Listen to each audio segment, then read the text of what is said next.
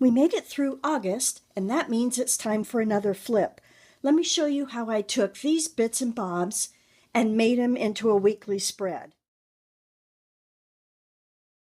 Let's get started. So I thought I'd start with the overview of the year. So I think the last time I showed this, I had just finished June. I've done July now and August, and I've got September ready to go. And I will have October, November, and December in front here too. So this is working out nicely. I just take the highlights from the month, things I want to remember, and I just jot them down here, kind of like a bullet journal in a way. And it's working out really well. So when we left off last, let's see, we were here? No?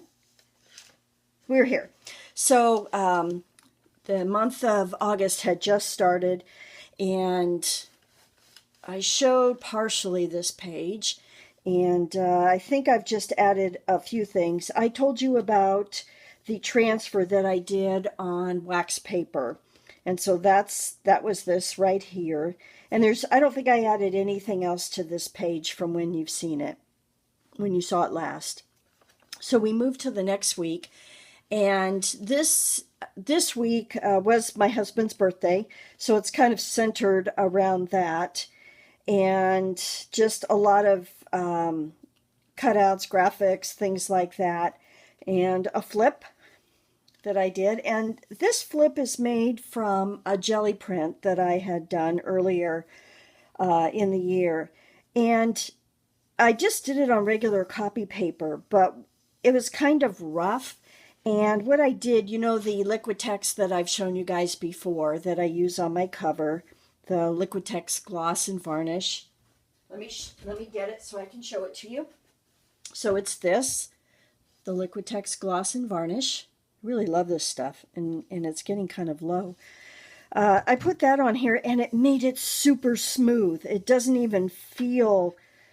Actually, I think I did this on cardstock. I take it back. It wasn't copy paper. It was cardstock, just 65-pound cardstock. And it's so smooth. I love it. And then it seals all of the graphics on here as well. So that turned out great. And then I have a flip here, and I just used a bread tie for the flip part of it. And I did the wax paper transfer again, and I did it because I wanted to try the techniques to see how long. So this was a transfer that I did immediately once I pulled it off the printer. This one I waited 20 minutes to apply, and it took, but it wasn't really crisp. So I think what you need to do is do it within, 20 minutes, 20 to 30 minutes, I think works best. I enhanced, because this was so faint, I just took colored pencil and enhanced it. And on this one, I didn't enhance it at all, so it worked out great. All right, this picture.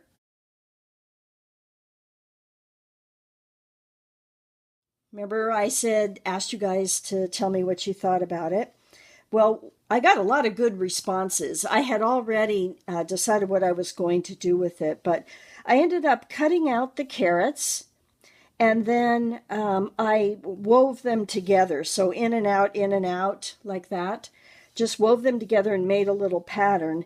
And then I just basically doodled on it and fit some journaling in between. And I did it as a currently, so reading, eating, watching.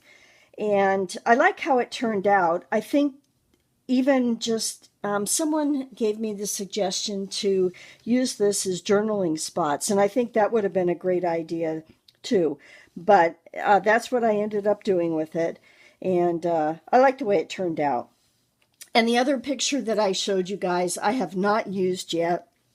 The way I thought I was going to use it didn't work out, and I don't know if I'm going to even end up using it. But anyway, sometimes you cut things out, you have an idea, and they just don't turn out. Okay, moving on to the next week. This was our wedding anniversary week, and almost the entire page is centered around our anniversary. But I have a lot of flips in this one. And I really like the way it turned out. We've got a flip here and a flip here. Love rules. And that's pretty much it, I think, as far as things to show you on this. Just really, I've had this graphic for a while, and I knew I was going to use it in something like this, and I thought our anniversary was just a perfect place to do that. Okay, and here's the next week, and it was hot here, very hot. This, you'll notice, is from a new Daphne magazine that's out. And I love that rabbit, so I had to put it in there. And we got a new kitchen sink, so I just did a before and after. There's the before and there's the after on the flip. And then this right here, this is what it looked like before I put it in.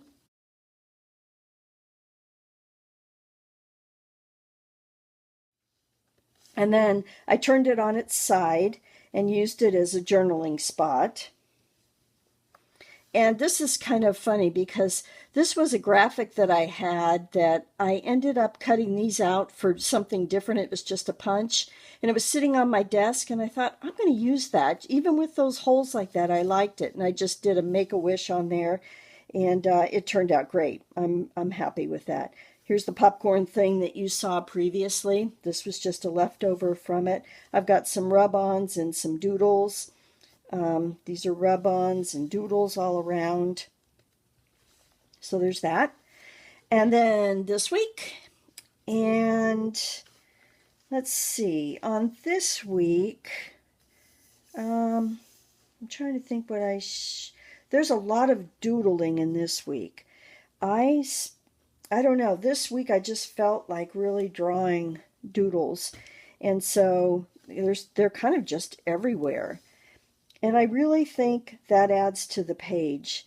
You know, there's one thing that I've noticed about my work is there's always a lot of black, always black in my weekly spreads, and black and white checks a lot. So if you just take a look, there's some black there, and here's some checks here. And I think that really helps things to stand out. So that was it.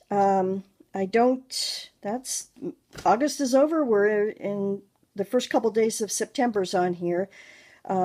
Tomorrow will start my week, and so I'll pick up from there. So there's the flip, and now I have some tips and tricks for you.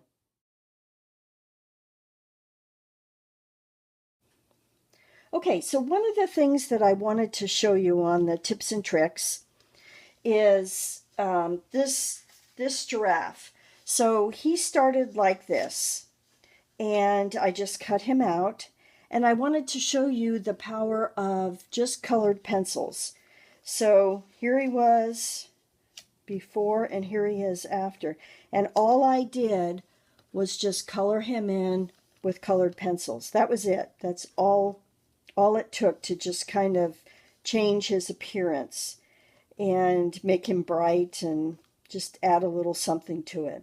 So don't forget to use your colored pencils to, add some color if something just looks too bland. Because he looked okay here, but I think with the color now, he just sort of pops on the page. And then this is just a rub-on that I had, and I thought it would look cute over his eye, and as it turned out, it looks great. So the other thing is this pig came from this book. Actually, I just found this. Somebody had abandoned it, and I thought, wow, this is in really good shape. And when I started to read the story, there's a bunch of pages missing, so that's why somebody abandoned it. So I just cut the pig out of, I just wanted that particular pose that he had. And once again, I colored him in. Now, in this case, the colored pencils, for some reason, just would not work well on this. It's very slick. And so I don't know if any of you have these portfolios. They're by Crayola, and they're really cheap. And they're like an oil pastel. And all I did was just use a little bit of this. And here's the pink that I used. And what's it called? Pink. I just put a little bit on his cheek and just rub it with my finger. It does not take much. These are extremely creamy and they're wonderful. So if you guys see these, they come in 12 and 24. And pick them up because I think this was like $9. And it's worth it to have in your arsenal of stuff when you want to use something. And then I put some glasses on him. You know how I like to do that. You'll see, remember I put him on the, I think it was the chipmunk or the squirrel. I don't know. I just like to change their appearance somewhat. And then I had talked previously about doodles. And I think they add a lot to the page. And you probably don't even exactly notice them. You just notice that the page looks full. But when you really start looking at it, you can see there's a doodle here. Let me point out just on this page, because I told you I was pretty doodle heavy. There's one here. I go all around her with a line. Doodles around that and there. See these little doodles? There's some additional ones. There's 3 circles here. There's some doodles there. These. And then, of course, these lines around the broken phones.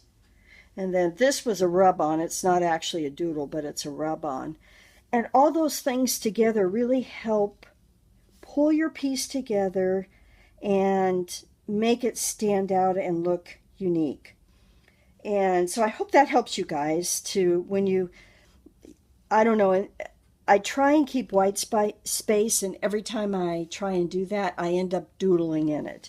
And if you look at my spreads, I don't have like a lot of white space. Like right in here, I've got white space. That's probably the most I've had in a while. But once again, I put in a little line of doodles there and some doodles there and here, all around this and around here. These. And let's go back one more page and see. I don't think I doodled so much on this one. These are doodles, and the little hearts are a punch that I had. All of these were just stamps. It was a stamp that I just used. Added some doodles here. And I think that's it for that one. And then on this page, yeah, there's a few doodles, a couple here, across here, all along the carrots. I'm just trying to point them out because you may not really notice them. There's some right there, just dots. I'm pretty big on dots. I love doing it. This POW, it's not really doodles, but I just used a black pen to highlight and shade that. Again, doodles there, some here. So if you get stuck and you feel like you just need a little something but you aren't sure what it is, try doodles, doing some sort of a doodle. And it's really helpful. You might remember that I mentioned I kept a doodle book. And you might start one of those so that when you get stuck and you know you want something but you don't know exactly what to put in, oh, here's some more doodles. It'll give you just a reference and might spur your thought process. So that's it for today. I hope you enjoyed the flip, and I'll see you back here in September. Thanks for watching.